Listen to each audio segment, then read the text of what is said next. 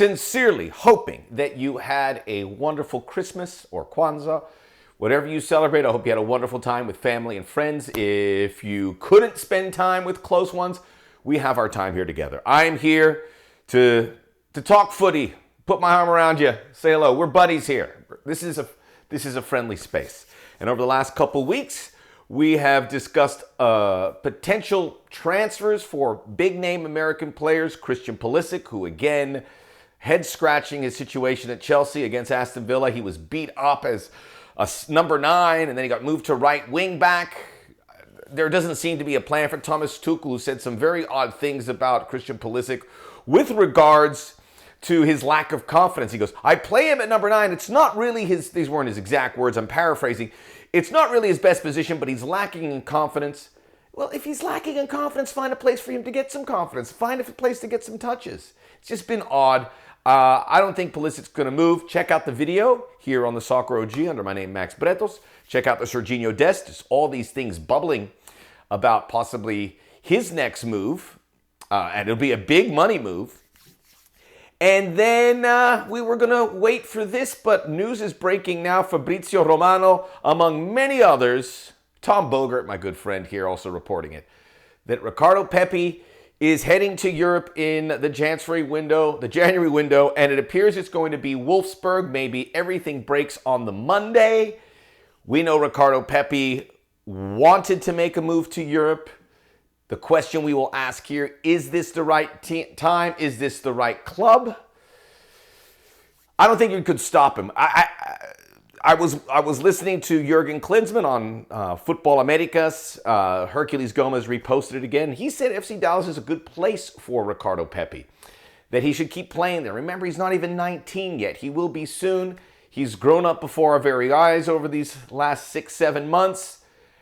He obviously has a lot of value, and a lot of teams need a player like that. But he felt he should stay, and I kind of feel that as well. This is a World Cup year, but the MLS season, I think, will serve these players well for the World Cup. It'll get them plenty of games, and when the season ends, the World Cup will happen in a few weeks after that. So it's not going to be a big gap. However, I don't think there's so much energy behind him moving, so we are going to take a closer look at Ricardo Pepi to Wolfsburg here on the Soccer OG. I got this flannel shirt for Christmas. It's very nice. Check out the Soccer OG podcast. And we'll be pumping them out. We'll have some best of coming up in my next Soccer OG, which will come out on Wednesday. I am going to give you my U.S. Men's National Team Player of the Year, Young Player of the Year, maybe a little different from what U.S. Soccer did, and also my CONCACAF 11 for 2021. Disagree, argue. That is what we are here for. That'll be coming out later this week as we put a bow on 2021. And please like and subscribe to Soccer OG here. Let us get into Ricardo Pepi. We heard a lot of clubs were interested, in no particular order. Bayern Munich, Borussia Dortmund, Ajax, Sampdoria, Wolves, Wolfsburg. And there's a lot of options, a lot of different leagues. I mean, that's just a few. I mean, many clubs would like to see Ricardo Pepi, but those big name teams certainly get you excited. I know we talked about it on this program a few weeks ago, and I thought Bayern or Dortmund would make sense. He may not play for either of those clubs, but it's been a proven, certainly for Dortmund, a good move for American players to get their European adventure off and running.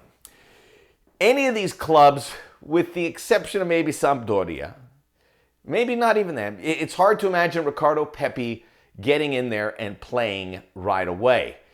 To be expected. But the reason that's a concern is, as aforementioned, it's a World Cup year. We need Ricardo Pepi to get games. We know he's going to get games at FC Dallas.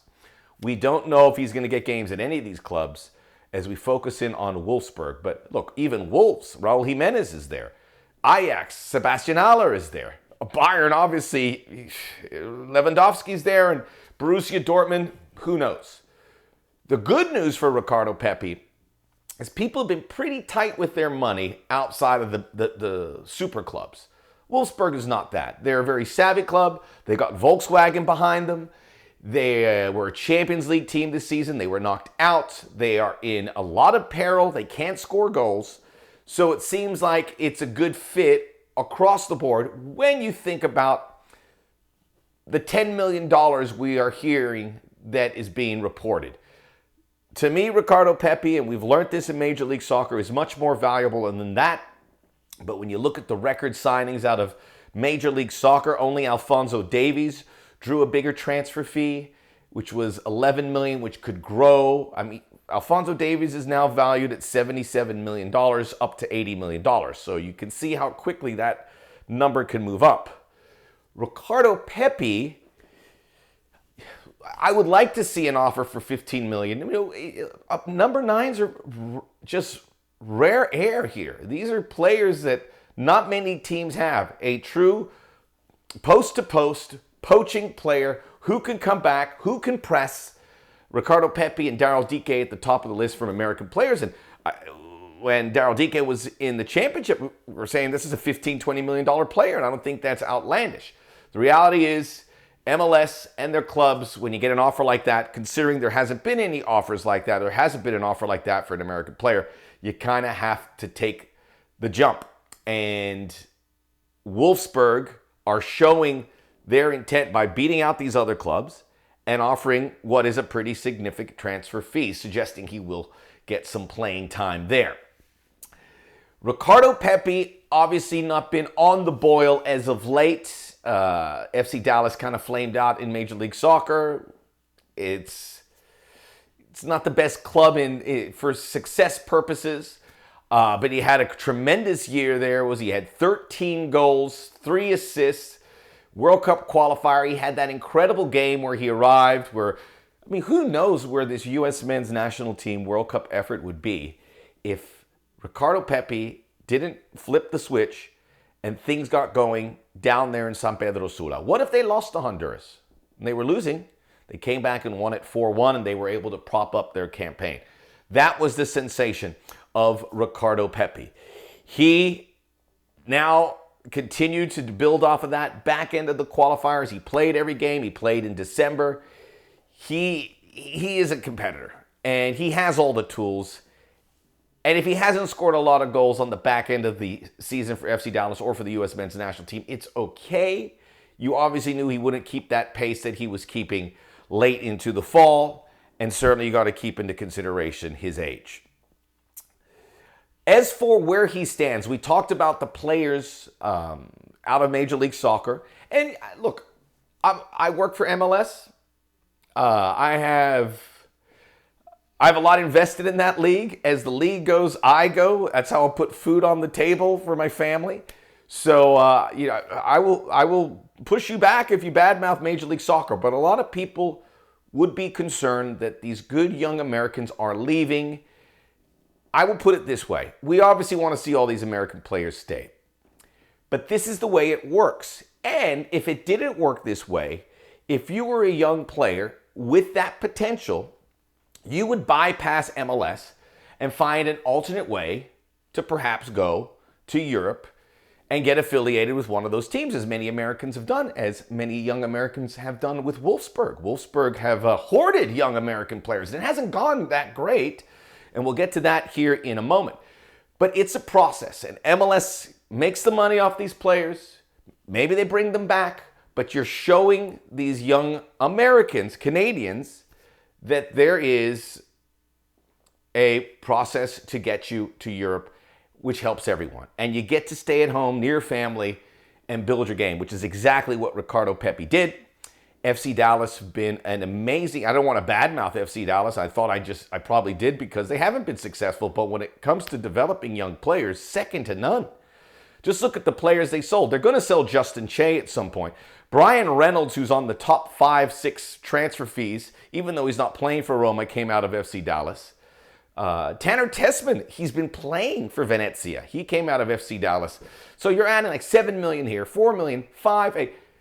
For a league that needs to put money in their coffers, this is massively important for them. So we look at these players. Number one, Alphonso Davies, most expensive player, Canadian.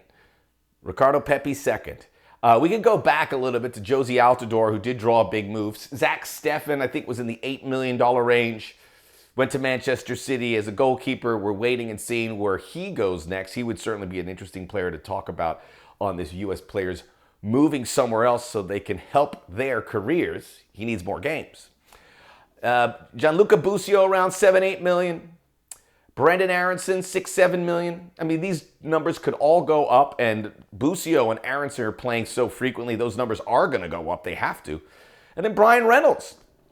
And these have all happened in the last 2 years. So this is a wonderful phenomenon for Major League Soccer. And if not now, Ricardo Pepi was going to probably go here very soon, perhaps in the summertime. But there's not going to be a lot of, just not to sound too basic here, but the summer market's a lot more competitive than the winter market because, the winter market's more competitive because there's less players out there. And Pepi may be one of those big names because we're not hearing a ton of names. There are some names, but pales in comparison to what happens and what will happen in what we expect to be a pretty fluid summer window.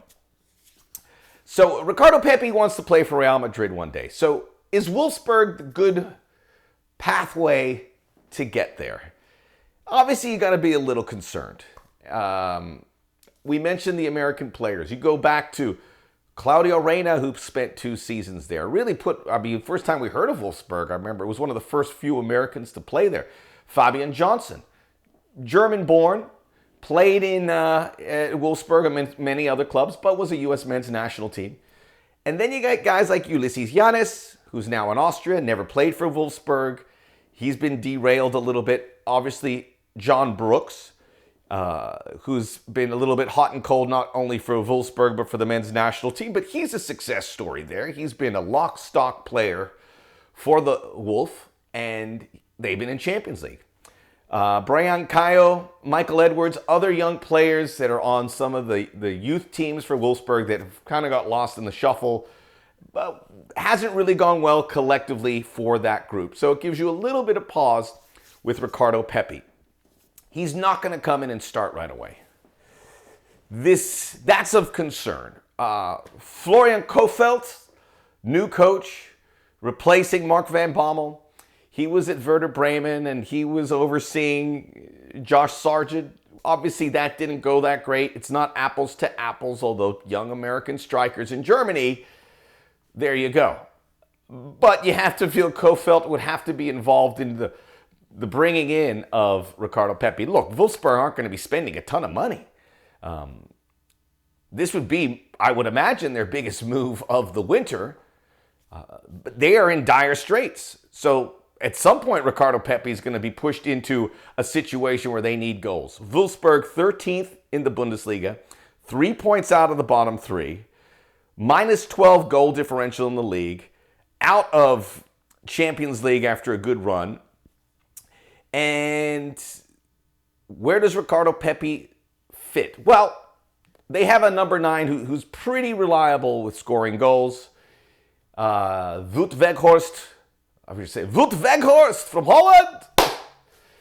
He's been there for a few years. He scored a ton of goals. He's been their top scorer year in, year out. He plays almost every game. They play with the 2 wingers outside of him. Sometimes they dip in with Lucas Mencha, who's could be a playmaker, but he's also a forward. And that's another guy that Ricardo Pepi is going to have to compete for some playing time. But Wout Weghorst could be a guy that Pepi learns from for a year. There is discussion that Weghorst could move, if not the winter, then the summer transfer window. He's 29, could be valuable in a place like the Premier League or another Bundesliga side. So that could happen. And a lot of people are getting excited of the idea of Pepi and Mecha playing together, and they're both very exciting young players. But would they play together? Mecha sometimes plays a little bit behind Weghorst. Maybe that could be it with Pepi. That sounds exciting, but how do we get from here to there? It's going to be wait and see. We'll have to see where it goes. So as it stands right now, exciting times. Is this the right time for Pepi to go? If he wants to go, he's got to go. He is wise beyond his years, and I'm okay with it. Is Wolfsburg the right choice? It's not the perfect choice, but nothing's going to be the perfect choice. He's not going to play at these clubs that want him. These clubs that want him are looking at him as a build prospect, someone that they can grow into. We here in the United States have the urgency of the World Cup because there could be a different number 9. Please tell me who it's going to be other than Ricardo Pepi. Jordan Pefok, Josh Sargent, Daryl Dike, Jossie Zardes. It's Pepi by a good amount, but he's not locked in there. And it could certainly fall off the back wheel if he doesn't get the games and he starts lacking in confidence. So, Wolfsburg, we're putting our young player in your hands. Do not disappoint us like you did with Uli Yanis. Take good care of him, get him some minutes, and hopefully it all works out and he helps Wolfsburg stay away from the relegation picture. Check out the Soccer OG podcast. My Dream 11 of 2021 from CONCACAF coming out later this week here on the Soccer OG. Like, subscribe.